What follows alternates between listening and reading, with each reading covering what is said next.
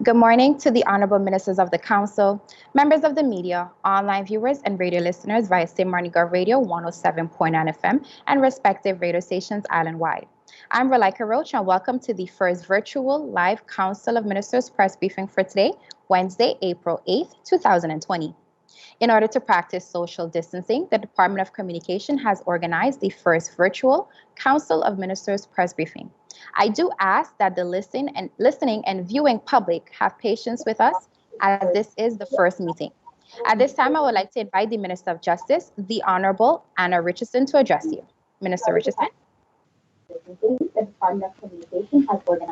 Good morning, Council of Ministers, members of the media, and to the population that is viewing via various forms or mediums. With regards to those that have passed on due to COVID-19, I am extending my condolences to their family and loved ones. We also had some persons that passed on non-COVID related. I'm also extending my condolences from my staff and my person. I am happy to report and know that the young boy who was missing yesterday has been found, and I'm happy to know that he is now back with his family. I know that we are in some trying times. There is some boredom that is being experienced by both adults and children, but I'm asking parents as well to try to do some more activities with your kids at home, that you have an eye on them, and that we can all go through this experience that is new to us safely. I'd like to bring some information and updates to the public with regards to efforts within the Ministry of Justice. Today, you will probably see an article released from the Ministry of Justice, my person in particular as minister, calling for patrol to execute controls on motorcycles and scooters. We have received quite a number of complaints from residents, especially within our COVID-19 curfew space, where a lot of motorcycle and scooter riders are still utilizing the public streets. They are, riding up and down. It's quite noisy, so there's a nuisance there. Riding through, essential staff that are on the road are also experiencing that, and this must discontinue immediately.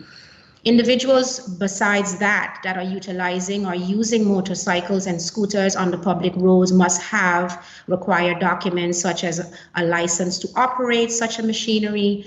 You should have insurance, your road tax should be paid, you should be wearing a helmet, you should be able to even show proof of ownership.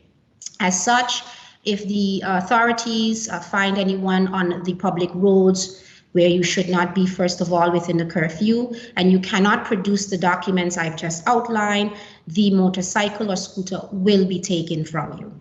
Yes, it will be kept in a secured facility, and should you be able to provide the documentations to support your ownership, etc., it will be released to you, but with a fine attached.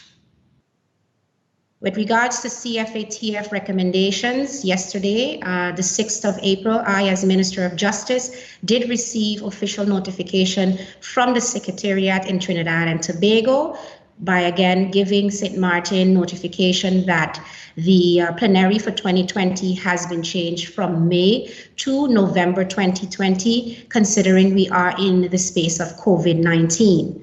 Legal minds continue to review the necessary ordinances in attachment with the penal code, etc., to ensure that St. Martin meets the recommendations and qualities of operation as we are required to, set by the CFATF. With regards to getting any assistance from the military, I'd like to advise the public that indeed a number of machetes are being secured for St. Martin, and that process is ongoing and will be secured within short. I'd like to express that within COVID-19, the Ministry of Justice is doing everything in its power to ensure that our staff, especially on the front line, and those working as well, let's say at the prison, etc., are receiving the necessary protective gear. Even trainings are being executed to ensure that persons know the right way to use the materials such as masks, gloves, sanitizers, etc. So we continue to practice that. I've even received some calls wanting to know if our police on the roads are being equipped with. Yes, they are, and we are reiterating the importance. But we must also realize that this is a life-changing space that we're in, so it does require reminders. It's nothing to do with being an adult or a child or etc. We as humans, we are now adjusting the way that we live to be in a safer space and protect. So we are reminding our staff to be ensured that they use the material that has been provided. I'd like to, by speaking about staff, extend great appreciation to the staff, both on the front line and those behind the scenes. There are many individuals that are working still within organizations as well as from home. So I'm extending gratitude to everyone who has their hands on deck, which is just about everyone, to say thank you very much for your contribution, both in the Ministry of Justice, in the medical field, but throughout government entirely. Yes. Also, I'd like to extend thank you to companies that have been donating supplies to ensure that our frontline staff or staff within the organization and government is actually keeping safe and that we have sufficient material to go around to everyone. Thank you very much for your consideration and contribution. And lastly, in my opening, I'd like to also thank delivery services that are making sure and institutions that are providing the meals to ensure that those that are working very hard and tirelessly can have the nutrition that is needed also to stay involved and able to be of service. So with that, I'm going to close off my opening statements and I'm available for questions. Thank you very much. Thank you, Minister Richardson, for your opening remarks. At this time, I would like to invite the Minister of Public Health, Social Development, and Labor, the Honorable Richard Panafleck, to address you. Minister Panafleck.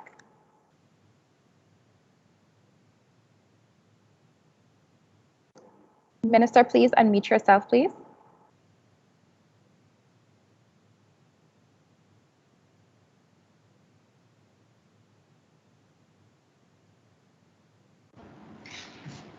Thank you. Good morning to members of the media, my esteemed colleagues of Council of Ministers, and the people of St. Martin. I also would like first to extend my heartfelt sympathy to the person that has lost someone either due to COVID or otherwise. I understand it's very difficult these days because our culture is different, that when there's a death, we would like to pay our respects to the family and bereaved ones of the one that passed. But nevertheless, seeing the situation, things are different.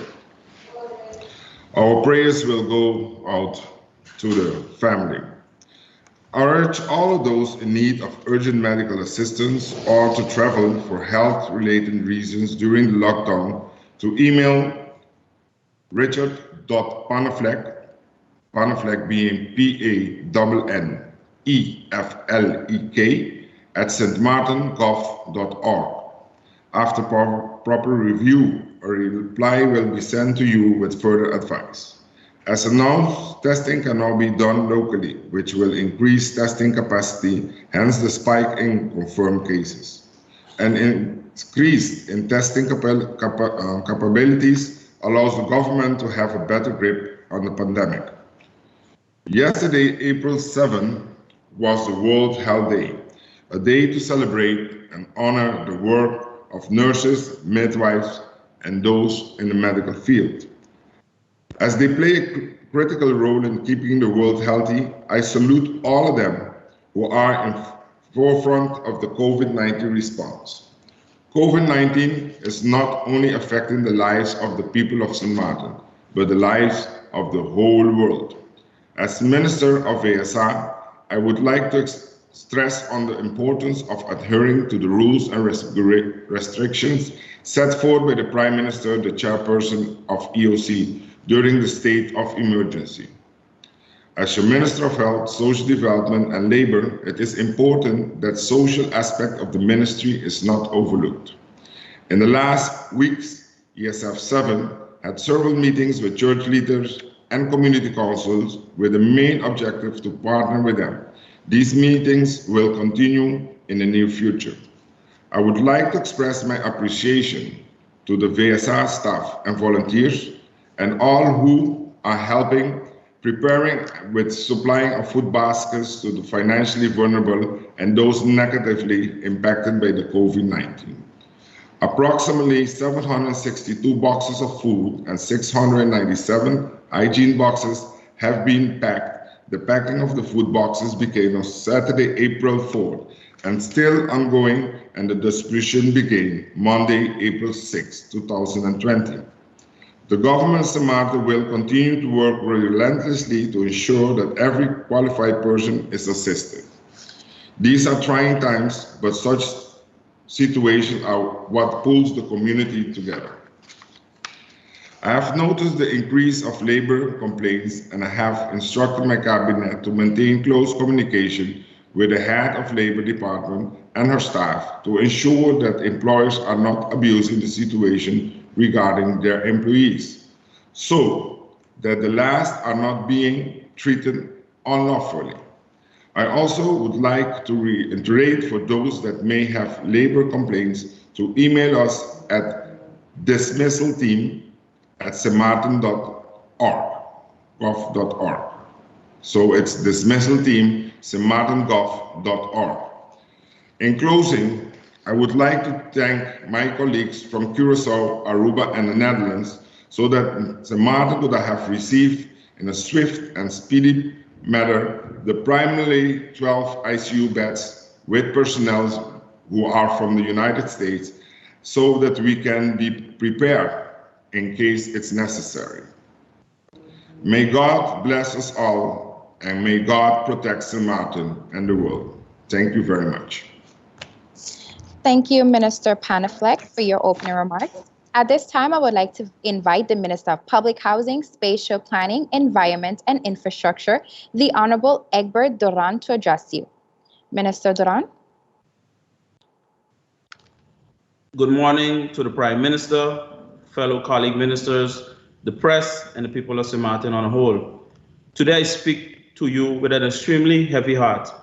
Even though the AOC has been activated a while back and the Prime Minister has the main lead as far as it pertains to this worldwide pandemic, myself, as your elected official, now serving you as a member of the Council of Ministers, felt compelled to once more address and encourage the people of this nation during these very difficult times that we are in. Ever since late 2019, with the outbreak of the COVID-19, all of lives have changed. All of our lives have changed. Things are not the same as they were. As a matter of fact, to be quite frank, things may never be the same again for many of us. Together with the entire world, St. Martin is also going through some extremely challenging times. These crucial times call for stringent measures to be taken. These measures are pleasing to some and not pleasing to others. We have seen a disruption of schools, businesses, social life, and eventually the lockdown of the country, all in an attempt to safeguard the well-being of our people. Today, despite the inconveniences that we've been going through, I wish to encourage my people to continue to keep the faith. Continue to exercise vigilance in all your undertakings, and together let us all strive to decrease and eventually eradicate the spread of this life-threatening virus. The authorities who do their part by sharing all the information necessary, but ultimately, each and every one of us as citizens have our obligation and have our role to play in this. I urge you to follow the official instructions that are presented to you on a daily basis, especially in regards to personal hygiene and social distancing. I encourage you, everyone, by whatever means you can, to adhere to all and maintain the healthy distance and in the quest to stay healthy during this difficult time. Avoid receiving any unnecessary visitors to your home at this time. Do not worry, they will understand. Make sure to stay in close contact with your family and friends and check in on them as often as you can, especially those that are living alone, whether they are young or elderly. Encourage persons that you must remain in contact with who are not part of your household not to visit, but not to make use of the various means of communication, for instance, WhatsApp, video calls, and all the other means that are available. For the workplace, continue to practice video conferencing as we are doing now in this first virtual meeting. Allow your employees to work from home as a safe distance. I know that without a doubt, this can be extremely stressful for persons that are normally very active and now have to remain at home with limited physical activity. You are encouraged to pick up some new hobbies, like for instance, watching movies, planting in your garden, cooking together, really bonding with your family in this time. Do not stay cooped up in the house, on the couch, but ensure that you get enough sunlight each day. Additionally, practice a healthy diet, do regular exercise, and drink a lot of water. Avoid sharing useless, fake, discouraging posts, but make a decision with sources that you want to follow in order to ensure that you are properly updated and informed through a reliable and official source, especially during these uncertain times. Many persons are sharing their suggestions and remedies online. Although many of the suggestions are very natural and may make sense, I'm encouraging you to be very mindful and not follow every suggestion and remedy that you see online, as some things could be detrimental to your health. What works for one does not necessarily work for another, so be careful. Today, I wish to thank those that we call our frontliners. You are the true heroes through all of this. You make great sacrifices many times, putting your lives on the line as you work tirelessly to ensure that the population is safe, secured, and taken care of. Thank you, thank you, thank you, especially to our medical staff as well, who risk their lives every day. I also like to thank the EOC headed by the Prime Minister of St. Martin and my fellow colleague ministers for their role that they are playing during these difficult times. In closing, I want to ask for a moment of silence in memory of our fellow men and women who have lost the battle, for those who are still battling this disease, and for those who are awaiting results, living in uncertainty.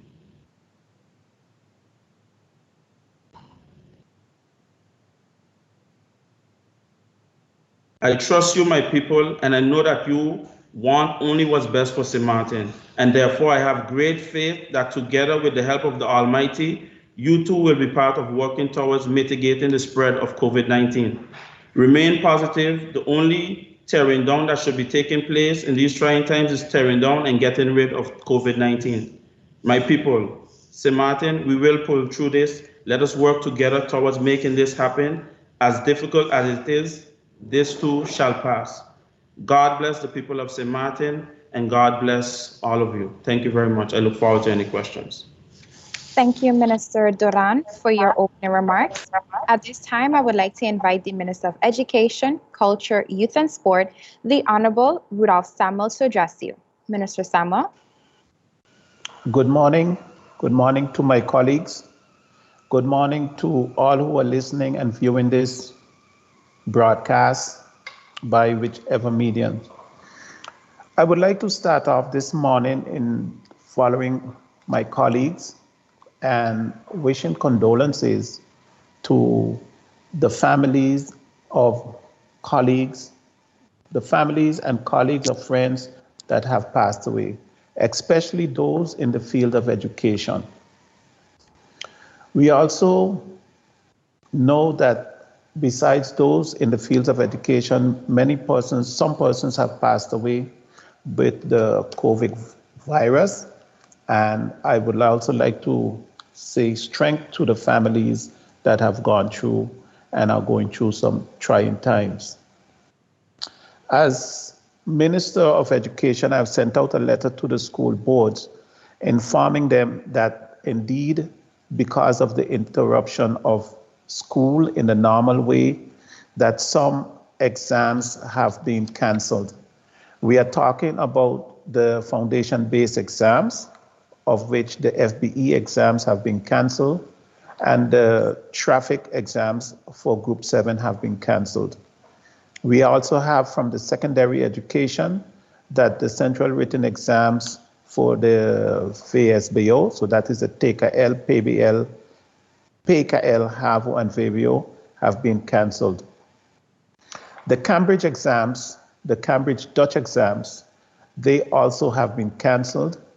And we know that the CXC exams, we are waiting on an update on what will finally happen in that area.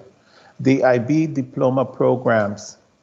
The program scheduled between the 30th of April and May 22nd, this will no longer be held. We have two other institutions that are very interesting to keep an eye on, and that is the NEPA and the University of St. Martin. The University of St. Martin at this moment is continuing with classes, and we are following the developments as we continue.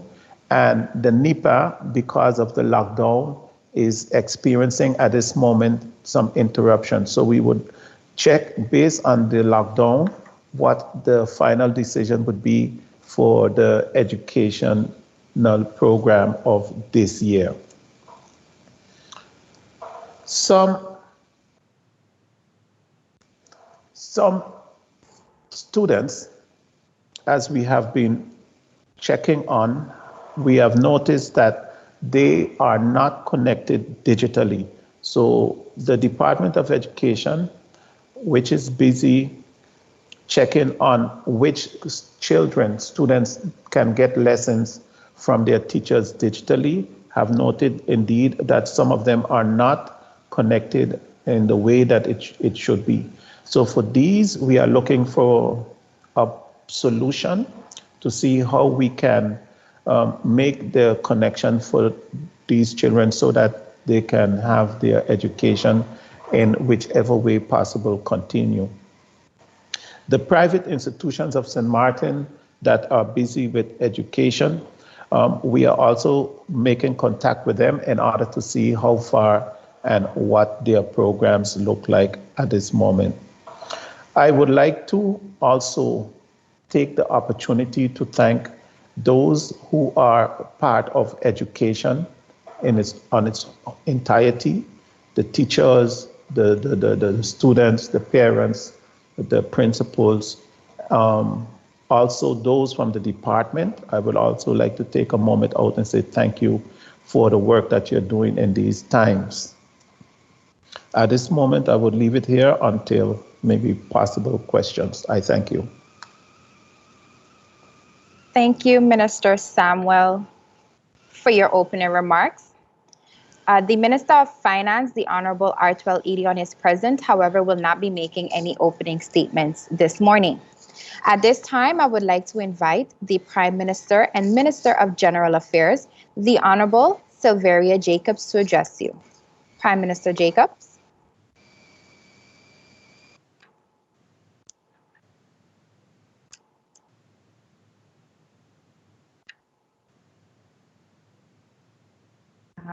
I think the Prime Minister may have stepped out.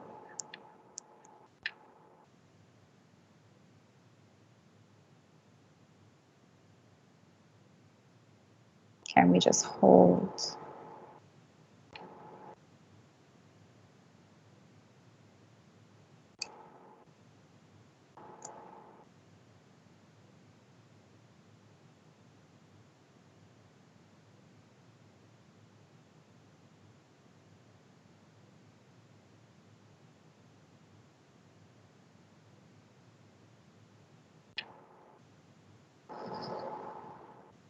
We are awaiting the Prime Minister.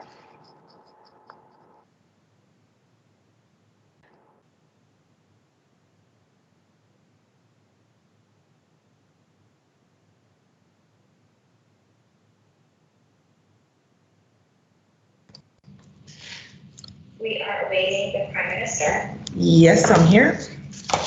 Once again, at this time, I invite the Prime Minister and Minister of General Affairs, the Honorable Silveria Jacobs, to address you. Prime Minister. Thank you, Ms. Roach. Good morning to you. Good morning to my colleagues. Good morning to the members of the media, people of St. Martin, both here in the diaspora. Good morning and a blessed Wednesday to you as we celebrate, or I should say, somberly commemorate Holy Week. I would like to thank my colleague ministers for their contributions in this press briefing today. As though EOC requires that I chair and I'm the one most involved, I have been involving the Council of Ministers, the relative ministers in the EOC, as well as strategic ESF coordinators meetings to ensure that they are abreast and that they also can play a serious role in ensuring that the execution of the decisions of the EOC can be done in a realistic manner. So I would like to thank each and every one of my colleague ministers who are here today and who are here via, whether it's via video conference or in person, to assist and to contribute to all that is being said and done.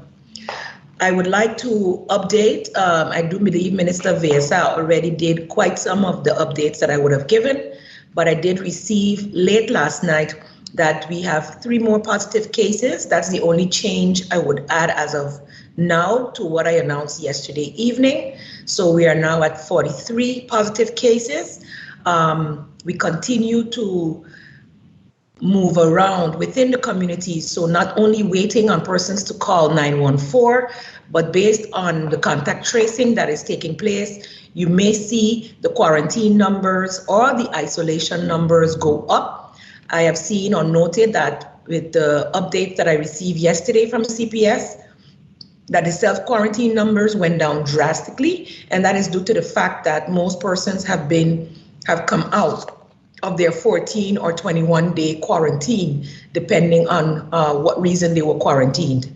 I'm reading and hearing more and more that some people have started showing symptoms after traveling up to 15 and 16 and 17 days after. So I will be bringing forth in the EOC meeting this afternoon the possibility to extend quarantine to 21 days to ensure that persons are not going about in the community still carrying the virus. As you know, if you follow the worldwide news, persons can be carrying the virus and be asymptomatic. And that is why it is important that we remain on this lockdown for the 2 weeks to ensure that we can contain the spread. We've already been locked down from the outer world, so the most persons who have traveled are already within 2 to 3 weeks back on the island. And I would like to ask those to continue to monitor themselves for late development of symptoms. Every and any person who develops symptoms that are flu-like, if you think for any cause, any reason, because when I look at some of the videos whereby you may have just passed a paper to someone, whereby you may have just had a conversation with someone within 6 feet or within 1.5 to 3 meters, that it is possible that you could have exchanged fluids in the air, let's say. So we cannot be too precautious. Now that we're in this lockdown phase, if you have to interact with persons outside of your home, it would be the best for both parties to wear at least a surgical mask. There is a lot going on, and I have to correct some of the things I said yesterday. The health professionals got on my case that cloth masks are not effective at all, just plain cloth. So it must have some type of a protective barrier. The surgical mask, if both people who are in the room are wearing them, then they are keeping their own germs or viruses to themselves and therefore not spreading it on the computer, on the phone, etc., etc., etc. This does not mean that you should not wash your hands as often as possible. I would also like to echo the sentiments of condolences, the heartfelt sympathy to all those who may have lost loved ones, friends, colleagues over the past few weeks, especially to COVID-19. As I mentioned last night, 2 of our numbers that we added were cases that did not necessarily have COVID-like symptoms, or not many, or maybe just for 1 day or 2. So it is mainly for these last 2 cases that they had underlying other medical conditions that more contributed to their demise than COVID-19. Persons who are diabetic, persons who have high blood pressure, heart conditions, lung conditions, or are obese are more prone to develop severe conditions. That is why we have asked that you stay away from the elderly, not just those in the St. Martin home or the White and Yellow Cross facilities, but also those who live alone or within your family structures. We know that several generations live together, and I would like to ask that you protect the elderly in your family, especially if you are still moving around as essential service or to do whatever it is of an urgent nature that you need to do outside the home. So make sure you protect your family by washing your hands when you enter your home, in fact, changing your clothing and having a shower before interacting with the elderly. In doing our contact tracing, it is sometimes difficult to even figure out with the last two cases up to now, not the last two cases, the last two numbers that have been added, how they even contracted the virus socially. So because of this social or community spread, as it is called internationally, we are admonishing all persons to remain at home.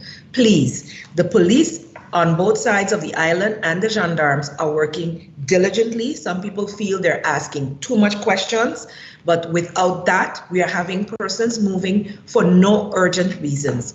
Only persons who need to move for urgent reasons or are part of the essential services need to be on the road and only to do that particular business and go home. We have advertised which gas stations are open. I believe a gas station in the Colby area will be announced later today as well. So there will be 3 gas stations that will be able to serve essential services, as well, emergency and essential services, as well as all those persons who work in essential services and are out and about. We will continue during this 2-week shutdown period to assess, especially in places where we have noted that there are clusters forming, and we will be going door to door in these communities to check for persons who have symptoms and isolate them in our private isolation facility if the possibility to isolate themselves properly within the home is not possible. This is one of the ways in which we can then also monitor them properly, as well as highlight to the ambulance department when and if this person requires hospitalization. At this juncture, I would like to thank the Netherlands and the RIVM for all their advice, as well as the assistance that was received over the weekend in the form of IC beds, 6 and 12 ventilators with equipment, 6 of which went into the hospital and 6 in the hospitainer. The hospitainer is a tent-like structure that has been set up by the Marines and the fire department, and it is almost finalized in terms of interior to be able to service. That brings the number of intensive care units to 15. 15 on St. Martin at the moment, and as such, with only 1 being in use for a COVID patient, one of the 2 hospitalized patients, which are both in critical condition, one has been put on the ventilator last night, and the other continues to receive oxygen, etc., and is being monitored as well. So we still have 2 hospitalized, that 1 is on the ventilator. Look into whether it's on our Facebook page or the WHO's page for the safe ways in which to use gloves and masks. The health officials within ESF 6 has noted that many persons are not using it correctly. And yesterday I was admonished that my mask was on backwards, but actually the health professionals this morning in our VC with the health ministry in the Netherlands and our other kingdom partners clearly stated that the type of masks I have, the white part is the part that is for the outer outside and the blue on the inside. So we were in fact using it correctly. The call is still being made for local qualified medical professionals who may be not on the front lines at the moment. Several have gone into the private sector and work in other facilities which now are not considered essential. If you are medically and professionally qualified, please notify CPS if you are willing to, with proper protection equipment, go into the communities with us to assess and isolate, as well as test, do the swabbing that is necessary to get a test done within our community groups that we consider vulnerable at the moment. So you can call 914 or contact Maria Henry to enlist your services, and I thank all those who have already done so. We are still looking into getting professionals from abroad to assist, and that request is being finalized today and has already been requested of the RIVM in terms of Red Cross personnel who can come from abroad to help us with that. Food security, as was mentioned before, food is on the island. The supermarkets and small grocery stores are delivering. I saw several WhatsApp messages going out, and I was even informed that the persons within the community have their little connections already with their grocery stores in the communities, and each grocery store is authorized to deliver within its own community or district. So I'm looking forward to getting an update on how that is going by the end of the day, and will update St. Martin citizens after our EOC meeting. The social impact assessment form continues to be available. I encourage all who have not yet done so to do so, but please only once. It goes into the system and is being registered, and we do not want to have to sift out persons who have registered more than once. In fact, I will instruct IT to make it impossible for the same person to register more than once, to cut down on the unnecessary time it takes to go through the documents. The joint controls continue, as I mentioned before. All persons moving on the public road for essential and urgent matters should have, if they are going for work and do not have a disaster pass, they should have the Form A. That is if they're moving internally within Dutch St. Martin, and if for any reason they have to cross the border, they should use Form C and indicate whether it is for work or whether it is for urgent or medical purpose. Also, the Form C has its equivalent on the French side, and that one will be signed by the prefect. The Dutch Form Cs are signed either by Chief John, our Minister of Health, Richard Panafleck, or myself as chair of the EOC. You should have already received which emails to send them to, but I can reiterate that to the Chief of Police, and do not send it to all three of us, because that makes absolutely no sense. Send it to one and it will be handled. The first person I mentioned, Chief John, is pr@sxmpolice.sx. Minister Panafleck already gave his email address, and to send to me, you must send it to pmtalks@stmartingov.org. That is pmtalks@stmartingov.org. I will repeat, for the police, no, that's not what it is. I will allow Chief John to send that out later today, but as far as I'm concerned, it's pr@policesxm.sx. pr@policesxm.sx. Yesterday morning, I was able to do a short motivational message, which I didn't get to do today. So I want to thank all the persons who sent me the serenity prayer. I will, at this moment, ask each and every one to, with me, pray this prayer. God grant me the serenity to accept the things I cannot change, the courage to change the things I can, and the wisdom to know the difference. If in each and every day we each take time to find peace and pray this prayer, we will see that we find the courage to move forward, that we are doing the best we can with what we have, and that we are ensuring the safety of our family and friends. As government, we are committed to your safety and security, and we will continue to work diligently, whether from home, whether in our offices, or however we have to do it on the front lines to be able to safeguard you, the people of St. Martin. We are in for tough times, but we are preparing for them. And I thank each and every one who is contributing, all who have messaged me and said, I know of an elderly down the street and I am ordering groceries to be delivered to their homes.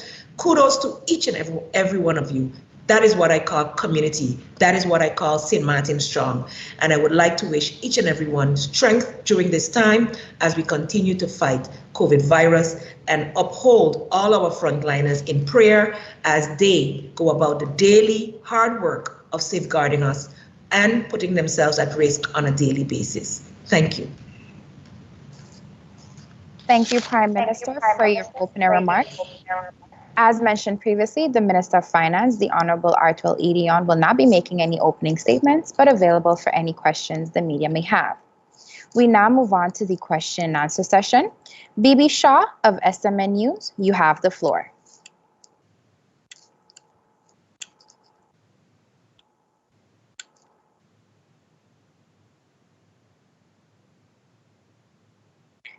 As Bibi Shah may not be behind her computer, we will move on. Andrew Dick of TV Carib, you have the floor.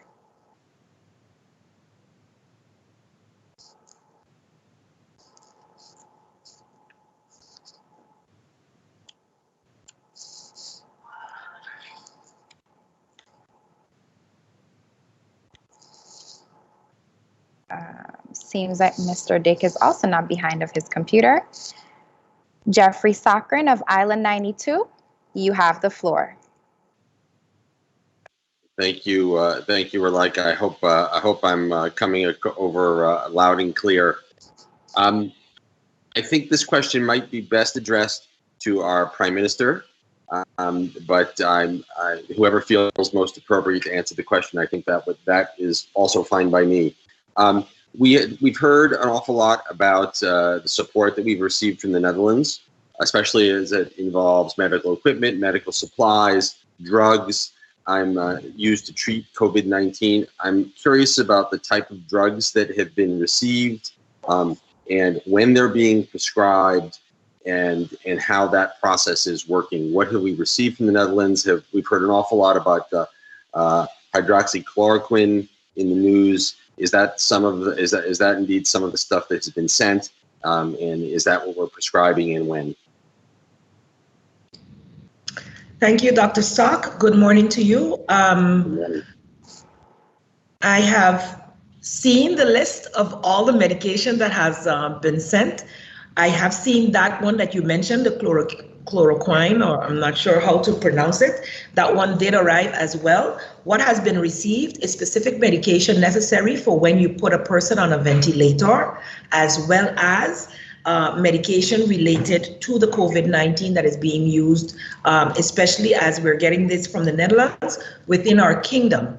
And that medication that you mentioned is one of the medications being used, and that is being administered, that was already being administered to our patients and will continue to be administered among others. There's a whole list, because when you put someone under in ventilation, they have to be sedated.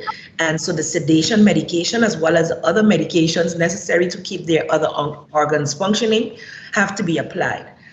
So all medications that are necessary to put someone in the ICU on a ventilator have been sent for the equal amount of beds per, so the amount needed per bed for over a period of, I believe, let me don't say it, but it was given over a period of time. And we will be receiving supplementary materials, including medication and regular medication, as because of the flights, some of the medication that the pharmacies have highlighted would be running low are going to be brought in with the next shipment as well. Also received were PPEs that are to be distributed to the hospital and CPS. And CPS serves on the ESF6 all of the medical frontliners, including medical and emergency frontliners, including ambulance, fire department, and the police. So they will be distributed, the PPEs, as well as testing materials, not kits, but materials, as that was running low as well, the swabbing materials necessary for the testing to be able to take place. That is being used by the lab, by our CPS nurses, as well as being distributed to the GPs and the hospital to enable us to be able to test as many people as possible. Thank you. Thank you, Prime Minister. Thank you, Dr. Stock. We now move on to Andrew Dick of TV Carib. You have the floor. Can you hear me? We can hear you clearly. Okay, good morning to the ministers and of course everybody who is joined in. Question, just more of a clarification, Prime Minister, concerning the numbers. 8 are deceased, deceased, and 43. We are at 43 right now. That's correct? Sorry, what was the last part? Is that correct? That we are at 43 positive cases and there is 8 deceased? That is correct, Andrew. Okay, so now just for clarification, are the 8 persons who are deceased part of that 43, or are they out of it? Because that's what I wanted to just clarify, Prime Minister. Okay, let me clarify. The 43 are the total amount of COVID positive patients that have been tested, that have tested COVID positive. As I mentioned last evening, we have assessed over 700 or 800 persons, or been not assessed, been following, quarantining, or isolating over that amount of persons. Of that, 112 were tested. Of the 112 tested, 43 are positive, and the breakdown is given in males and females. I don't have the breakdown for the last 3. For the 40, there were 28 males and 12 females. Of that 40, well, 3 added, 43, 2 are hospitalized. And of that 43, 8 have been deceased. 8 have died. The only thing I can say is that the only 6 we can guarantee have died as a result of COVID. That's why the other 2 hadn't been added as soon as they passed, because they had passed of other causes. In one case, the COVID positive identification came after the fact, so post-mortem. And the case of 2 days ago, or 2 or 3 days ago, the person had been determined to be COVID positive 2 days prior to their death and had minimal to no symptoms that were related to COVID. So they had other symptoms prior to being COVID, and therefore the cause of death could not be determined as COVID. However, because they were tested, they are part of the 43. To be able to say how many active cases we have to list them then as deceased.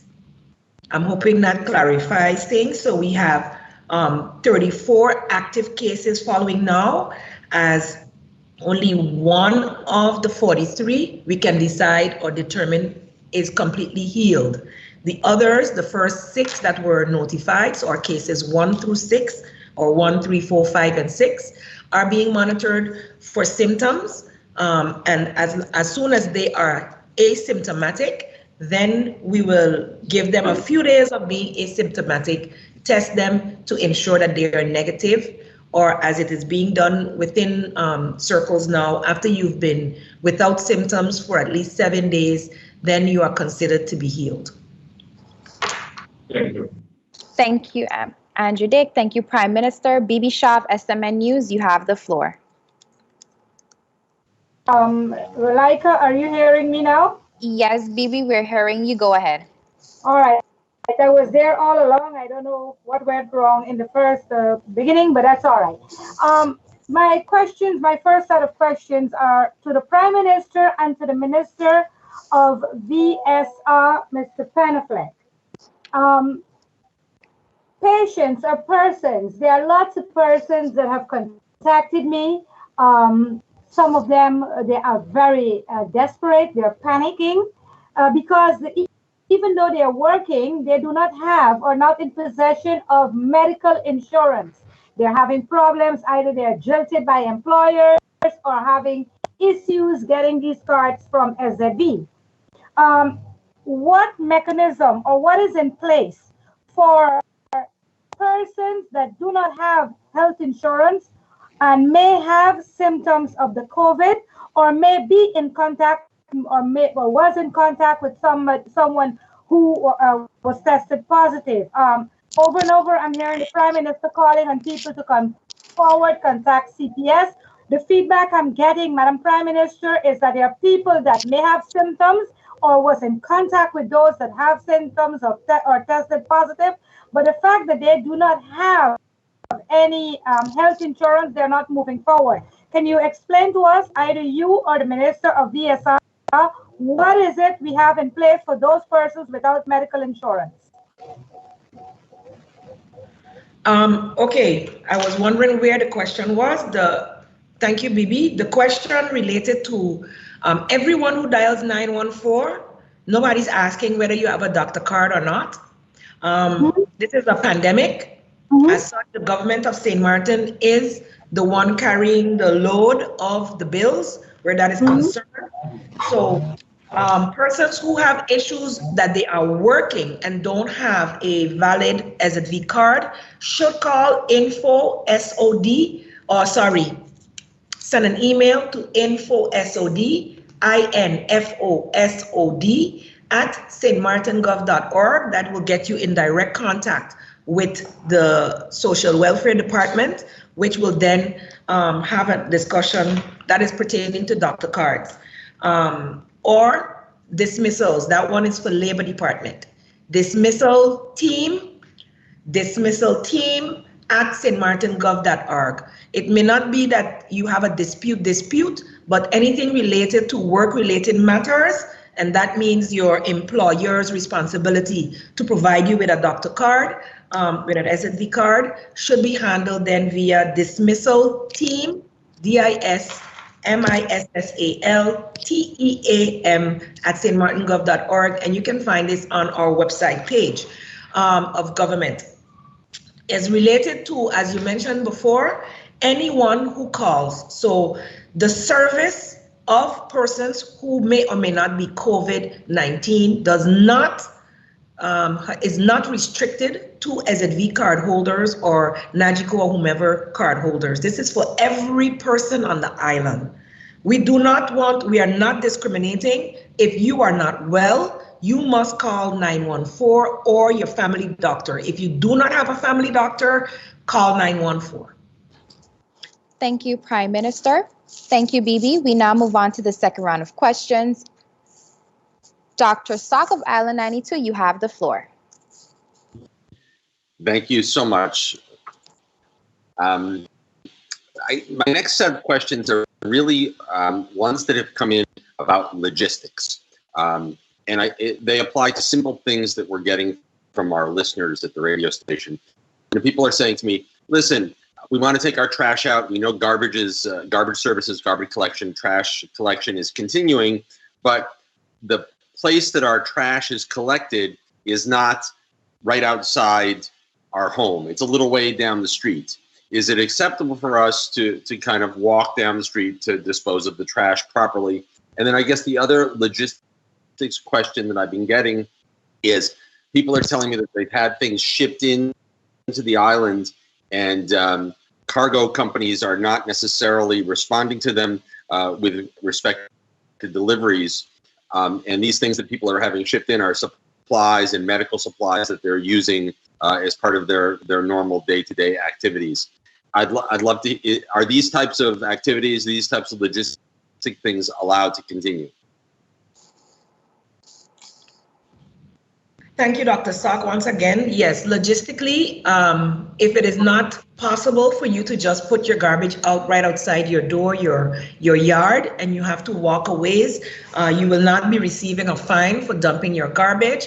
However, ensure that you are protecting yourself. That is your responsibility. Movement within the community should be minimal to none, but we consider this an essential service that you have to carry out for your own hygiene as well as for your community. And so therefore you are encouraged to take your garbage or your trash to the nearest possible bin to be picked up by our services. Garbage services continue as normal. So if you know what day your truck comes, you ensure that it is there the day of or the night before. As it pertains to the second part of the question, what was the second part again? Sure. Basically what's happening is people are ordering things from, from shippers that are coming in, medical supplies, other supplies they use in their home, and they're having trouble getting those kind of things delivered. Is that acceptable? And urgent. Thank you, Dr. Salk. That is something we would consider an urgent need. I did mention this in one of my previous press statements, that persons who order their own equipment, medical equipment, etc., you would then have to request a personal waiver and get that approved by either of the three that I mentioned before. Especially if it's medical, I would suggest you use Minister Poniflex's email address and get the permission. Contact with I will ensure via our ESF 10 that the cargo companies know that they can release cargo that is of a medical or urgent or educational nature. As so many of our students are studying online, and sometimes a book is required and is ordered via the usual media outlets. And picking up a book to be able to continue with your education, we consider then one of the urgent matters. You would just require a personal waiver explaining such, and ensure that the shipping company is ready to receive you to pick it up, or the shipping company, of course, can deliver. Deliveries are encouraged to minimize movement of individuals in the community. Thank you, Dr. Sung. Ms. Roach? Thank you so much. Ms. Minister Roach? Duran, yes? Yes, I would like to add on the question in regards to the garbage and so forth, that last week I issued different phone numbers within the Ministry of ROMI. And for infrastructure management, let's say persons in the community may have noticed maybe if the garbage is overflowing and there's nobody picking it up on the timely basis, to contact 527-8124. So I repeat, 527-8124. That is the emergency number for the Department of Infrastructure Management, and we will definitely look into it. Thank you very much.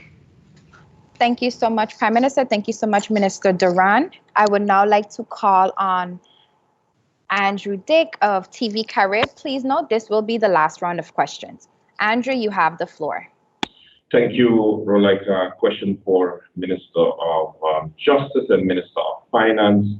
I think the issue of landlords, Minister Artwell Irion, some residents are still being pressured by landlords to make payments towards the rent, and they might be at risk of evictions. They had some persons already being asked to vacate. So if someone calls the police, as far as justice is concerned, can you answer Ms. Richardson? And then, but before, of course, the issue with the landlords, any words, any updates, anything that government is doing, especially for tenants? Thank you, Andrew. So if I understand your question correctly, you're asking, in matters where you have a landlord and a tenant in a dispute of needing to leave the premises, how is the authorities going to handle this? You framed it perfectly, yes. Okay, good. So, we are under curfew right now, and so that takes precedence over all. I can get some additional information for you in regards to how the ordinance will support that. But at this present time, it is beyond just being unethical. We need to look at legally how that can be executed within a curfew. I strongly doubt that that would be the case. But of course, the authorities would have to have the relevant conversation with both the landlord and the tenant under our current code, and matters will be resolved as such. Thank you, Minister Richardson. Minister Irion. Good morning, all. I believe that Min just answered the question pretty perfectly. And like I mentioned before to Mr. Dick, that I believe this is a time where tenants and landlords have to have a discussion pertaining to the possibility of paying rent or not paying rent. But I would also like to mention that we are, yes, we have come up with a stimulus package, which is to promote the keeping of employees, not laying off employees. So this should also help with persons being able to pay their rent in the future, hopefully. Thank you, Minister Irion. Thank you, Andrew. BB Shop, SMN News, you have the final question. I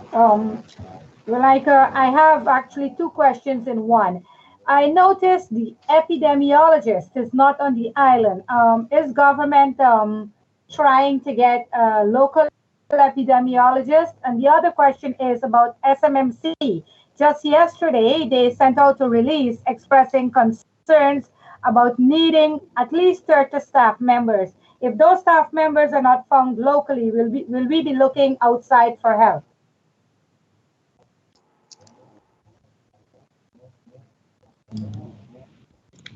This question was for me?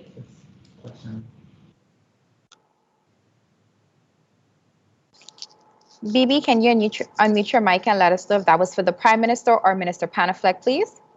It is for both the Prime Minister and Minister Panafleck, whichever one wants to answer the question. Thank you so much, BB. Prime Minister. Thank you, Ms. Roach. Thank you, Ms. Shaw. The medical center will be getting assistance to be able to deal with the extra ICU beds, etc., that have been received. Other needs have been highlighted to the RIVM. Any other medical professional needs have been highlighted to the RIVM. I can inform that we are looking into getting help from Cuban nurses as well, or Cuban medical professionals, but this is something that requires the intervention of Foreign Affairs Minister. So we are busy dealing with the Foreign Affairs Minister where that is concerned. We cannot, as the Dutch Kingdom, just on our own as a country within the Dutch Kingdom, request foreign nurses to come to our shores. We have to go through the Ministry of Foreign Affairs. That is being worked on. As I said before, we've made a call for local nurses who are qualified and/or medical professionals. We are hearing from them, and we have brought in via the RIVM, or as per our request, another epidemiologist as well as infection control doctor. She arrived last night. She's also of St. Martin descent in the sense that she went to school here, etc. And she will start as of today. Mrs. Lisa de Weaver continues to work remotely. Her condition did not allow her to remain on island due to her, if she ran into any trouble, that the St. Martin Medical Center does not have a NICU, which means ICU for babies. And that is why she's working remotely, but she continues to work. We are in daily contact with her, and she's in daily contact with her team, with our French counterparts, as well as with Izzy Gersenbloed in Curaçao, who is our Dutch Caribbean specialist as an epidemiologist, as well as an infectious diseases physician. Those are our contacts, but because our cases are going up, we've received assistance. We had already asked for it. There was one in Saba, and he was filling in, Kun, but now we have received assistance in that regard as well. SMMC's cases, I don't know if that was part of the question. I wasn't too sure. We get updates from them, and they were saying that they have more than 2 cases discharged. Yes, we know that, but I am only talking about the more recent discharges. And later today, I will give a total overview in terms of all of the cases that were admitted to SMMC and how many were discharged, how many passed away, etc., and how many are actively being dealt with within the facility. Hoping to have answered that question. Thank you, Prime Minister. Thank you, BB Shaw. Once again, I would like to thank the members of the media for taking part in this historical first virtual live Council of Ministers press briefing. I do ask that our radio listeners and online viewers stay tuned, as right after this broadcast, we will be bringing a press conference with the Minister of Finance relating to the Stimulus Relief Program. Honorable Ministers of the Council, members of the media, radio listeners, and online viewers, I stand corrected, Prime Minister. Yes, my staff has been monitoring the live feed, and there were a few questions that popped up that I would like to address. Those persons are asking whether they have to pay their bills. As long as you are able to pay your bills, yes, you should, as long as you can do that online. GEBE, internet service, telem service, all of this can be done online. And I would encourage all those who continue to receive payment from their employers to do so. Why? So that GEBE Telem and the others do not go under. There are many of us still working and collecting our pay, and it is our corporate and citizens' duty to ensure that we can sustain those who cannot, but those of us who have the funds should pay our bills online. Others asked if they ordered their food online, will they be able to get their package? Not food. I assume they're talking about the usual packages that come from away. Only urgent packages will be delivered in the next 2 weeks, this week and next week. And once we've assessed if we've gotten over the hump and are now on a decline, and we can contain the areas even after we are contaminated, then we will allow more of the usual business to continue. However, if your package is not of an urgent or essential nature, you will not be able to receive it within the next 2 weeks. The homeless, plans to protect the homeless. This has always been a challenge for us, as we do not have a homeless retreat. What we do have are soup kitchens that cater to the homeless. Many of the homeless are also persons with mental health or drug addictions. And those two institutions are doing their best, the Mental Health Foundation as well as Turning Point, to assess and assist how we can. And I will ask for a report on that as we move forward in our assessment possibilities. Thank you for those questions online, and we will be meeting with the EOC this afternoon, after which I will, if necessary, send a written update to the public. Thank you, Prime Minister.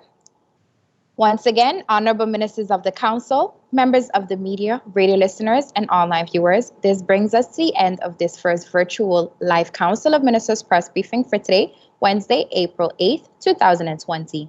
For rebroadcast, tune in to St. Martin Cable TV, St. Martin Gov Radio 107.9 FM, the official Facebook page of the Government of St. Martin, and YouTube channel Government of St. Martin. For video on demand, log on to the official government's website at stmartingov.org. On behalf of the Department of Communication and the Government of St. Martin, I'm Rolika Roach, and wishing you a pleasant day further.